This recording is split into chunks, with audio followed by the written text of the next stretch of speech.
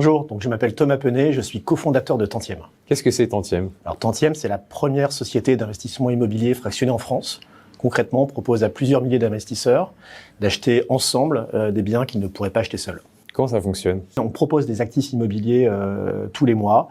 Les investisseurs peuvent acheter des parts et donc ils vont toucher une partie des loyers qui vont être reversés tous les mois. Et donc on va conserver le bien pendant quelques années et lorsqu'il est revendu, il touche également une part de la plus-value.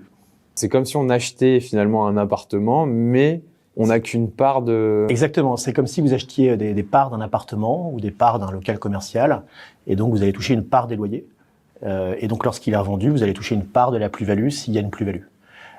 Simplement, au lieu d'acheter un appartement, qui est des actifs qui ont des rendements qui sont pas hyper intéressants, on va plutôt acheter des gros locaux commerciaux, on va acheter des murs d'un Monoprix, des murs d'une banque, on va acheter un immeuble tout entier, on va acheter des plateaux de bureaux, d'une clinique.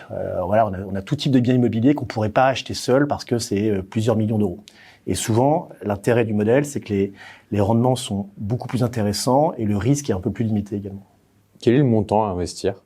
Alors, il n'y a pas de montant minimum. Alors, on a mis un montant de 100 € minimum pour montrer justement que c'est accessible à tous. Aujourd'hui, on a des investisseurs qui vont mettre 100 €, parfois d'autres qui vont mettre plusieurs dizaines de milliers d'euros. Donc, ça dépend de la surface financière de chacun. Mais il n'y a pas de montant minimum. Ouais. Quelqu'un qui investit, il va choisir dans quel secteur il va mettre son argent, ou c'est vous? Alors, c'est ça tout l'intérêt du modèle. En fait, il existe quelque chose aujourd'hui en France depuis les années 70 qui s'appelle les SCPI, donc des sociétés civiles de placement immobilier. Les SCPI, ce sont des fonds immobiliers dans lesquels on place de l'argent et finalement, on ne sait pas exactement dans quoi on a mis son argent. Là, la grosse différence, c'est que je vous propose avec Tantième des actifs. Et si vous avez envie d'investir plutôt dans du médical, plutôt dans de l'hôtellerie, plutôt dans du résidentiel, vous choisissez spécifiquement ce qui vous intéresse. On a des investisseurs qui préfèrent investir uniquement à côté de chez eux parce qu'ils connaissent la zone. Donc voilà, vous constituez finalement vous-même votre portefeuille immobilier. C'est ça la force du modèle. Ça va être quoi en termes de rendement? Alors le rendement aujourd'hui qu'on propose en 2025, il est de 6,8% net de frais. Donc ça, c'est le rendement qui est reversé et ça ne comprend pas la potentielle plus-value qu'on aura. Donc nous, on estime, quand on présente un projet, que la plus-value globale, la rentabilité globale sur la durée de détention, elle sera entre 8 et 10%. Comment ça fonctionne? Donc le client fait appel à vous, vous allez leur proposer différents projets. Ouais. Est-ce qu'on connaît la durée? Est-ce qu'on sait à peu près le rendement que ça aura? Bien sûr, alors on présente un projet, donc il y a toute une documentation qui est d'ailleurs visée par l'autorité des marchés financiers. Donc l'investissement se fait sous forme d'obligation. Donc on indique la durée de détention qui va être en moyenne de 8 ans sur nos projets. Donc vous achetez des parts, ça se fait assez facilement. Hein. On a une application, ça se fait en quelques minutes. Et donc vous êtes détenteur d'une obligation et cette obligation donc vous donne droit à une part des loyers et donc une part de la plus-value. J'insiste sur le fait que ça soit sécurisé par l'autorité des marchés financiers et donc tout est enregistré chez un notaire, ce qui fait que vous êtes bien titulaire, détenteur de cette obligation et personne d'autre ne peut percevoir les loyers à part vous. Voilà. Il y a besoin de passer chez le notaire pour celui qui investit? Non, alors pour celui qui investit, il y a strictement rien à faire. Enfin, c'est tout l'intérêt du modèle, c'est que pour ceux qui ont déjà investi dans l'immobilier en direct, ils savent que c'est compliqué. Donc il y a des formalités administratives, il y a des notaires, il y a du temps pour gérer les biens, gérer les travaux. Là, vous investissez, vous placez de l'argent et vous récupérez immédiatement des loyers quelques mois après l'acquisition. Imaginons le local doit subir des travaux. Est-ce que c'est répercuté sur le particulier qui a investi? Alors, on a toujours provisionné, nous, des montants de travaux. Quand on fait de l'immobilier résidentiel, on peut avoir effectivement des travaux qu'on aura provisionnés en amont. Quand on fait de l'immobilier commercial, la majeure partie des travaux est prise en charge par le locataire, à part grosses œuvres, etc. Mais on va pas se positionner, nous, sur des actifs qui vont nécessiter les travaux. On essaie d'acheter quelque chose clé en main et de sécuriser un rendement pour le locataire. Comment vous êtes retrouvé dans cette aventure? Alors, moi, à titre personnel, donc j'étais précédemment directeur commercial et marketing de Cogedim, qui est un gros promoteur immobilier français. Le constat qu'on a fait avec mon associé Eric, il y a maintenant 3 ans, c'est que l'investissement immobilier, c'était assez compliqué en France. On a nous-mêmes fait à titre personnel beaucoup d'investissements. C'est compliqué, ça prend du temps, c'est chronophage et les rendements sont pas forcément au rendez-vous. Et on s'apercevait qu'il existait des produits d'investissement immobilier qui sont pas accessibles au grand public. Donc, je vous parle de murs de commerce, des bureaux. Et ces biens-là, donc plusieurs millions d'euros, on ne peut pas y investir. On a regardé un petit peu ce qui existait sur le marché. Donc, je vous ai parlé des SCPI, mais ça nous satisfaisait pas. On a regardé sur d'autres marchés, et notamment sur le marché américain. On a vu une société qui s'appelle Arrive, on va les citer. Et pourquoi on les a vus? Parce que Jeff Bezos avait mis de l'argent là-dedans. Et donc, on s'est dit, c'est intéressant que Jeff Bezos commence à investir lui-même dans l'immobilier, et sous cette forme-là. Donc, on a regardé si le modèle pouvait être répliqué en France, et on s'est aperçu que c'était possible, donc avec ce modèle obligataire, et c'est comme ça qu'on s'est lancé. C'est comme ça qu'est né Tantième, et comment ça a évolué sur ces trois années? Ça a bien évolué parce qu'aujourd'hui, Tantième, on a à peu près 30 000 personnes qui sont inscrites sur le site. On a, sur les 30 000, on en a aujourd'hui, à ce matin là, 5 000 qui ont déjà investi, qui sont des investisseurs réguliers, qui vont investir en moyenne entre 1 000 et 2 000 euros par projet, mais qui répètent, qui s'aperçoivent que c'est du concret, que les rendements sont là. On est très satisfait d'avoir un taux de Trustpilot, pour ceux qui le connaissent. Donc, c'est les notes qu'on peut avoir sur Internet, qui est très élevé également. Donc, on a à la fois une croissance continue du nombre d'investisseurs, du nombre de projets, et puis surtout les clients qui sont satisfaits. Donc, écoutez, ça fait 3 ans, donc ça tourne bien. Sur l'engagement de la personne, elle peut retirer ses sous avant les 8 années? Alors, ce qu'on indique toujours, c'est que c'est du temps long, l'immobilier. Ça dure 8 ans. On peut pas espérer investir et récupérer immédiatement son capital parce que voilà, les biens s'apprécient. Donc on va toujours indiquer qu'il faut attendre 8 ans.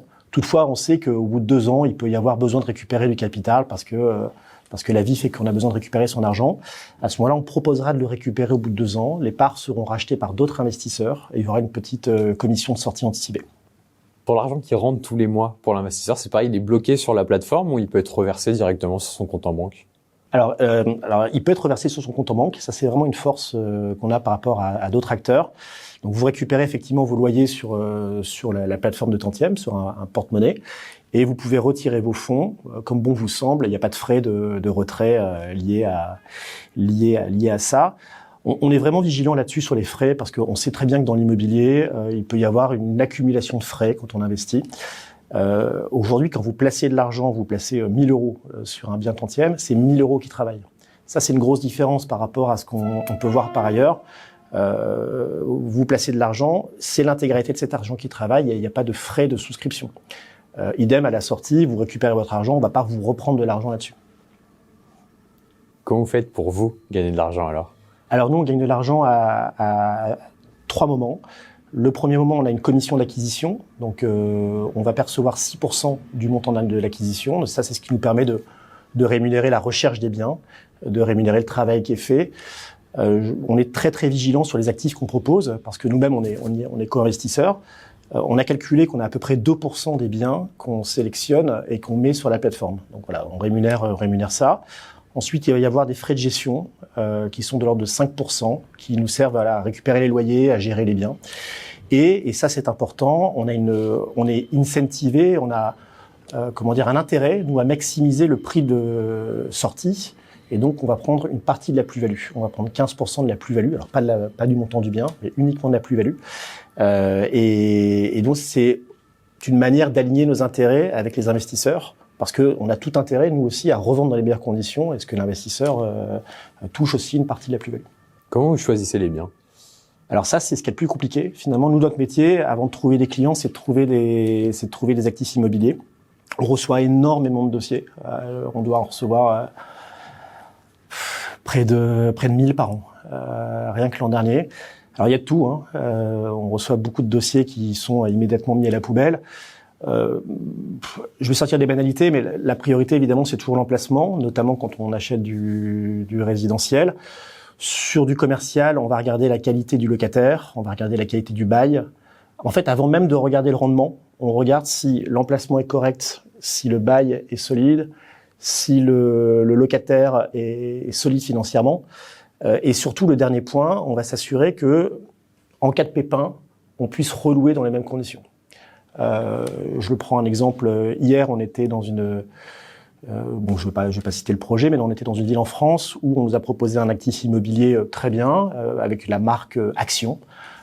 Si demain Action s'en va, on n'était pas certain de pouvoir relouer dans les mêmes conditions à d'autres personnes, enfin d'autres enseignes. Et donc, pour cette raison-là, on décide de pas y aller. Voilà. C'est vraiment des choses qui sont très de bon sens. Mais comme je vous le dis, en fait, on est co-investisseur, on ne peut pas se permettre de présenter des projets qui ne fonctionneront pas. On est hyper vigilant là-dessus. Quels vont être vos objectifs à l'avenir? Comment vous faites pour continuer à vous développer? Les objectifs, on aimerait continuer à proposer des projets de plus en plus importants, parce que c'est là qu'on trouve souvent les meilleurs rendements et le meilleur ratio risque. On pense qu'il y a des opportunités à l'étranger, à l'international. Donc, alors principalement en Europe, on n'a pas envie d'aller investir aux US ou sur d'autres territoires non zone euro. Voilà, donc on a envie de proposer d'autres projets plus gros en Europe. Donc, il faudra qu'on fasse grandir notre communauté d'investisseurs. Et vous l'avez parlé de la liquidité. Je pense que c'est un vrai sujet. Les investisseurs aujourd'hui, quand ils placent de l'argent, ils veulent pouvoir potentiellement le récupérer. Et donc, il faut qu'on mette en place un système de place de marché.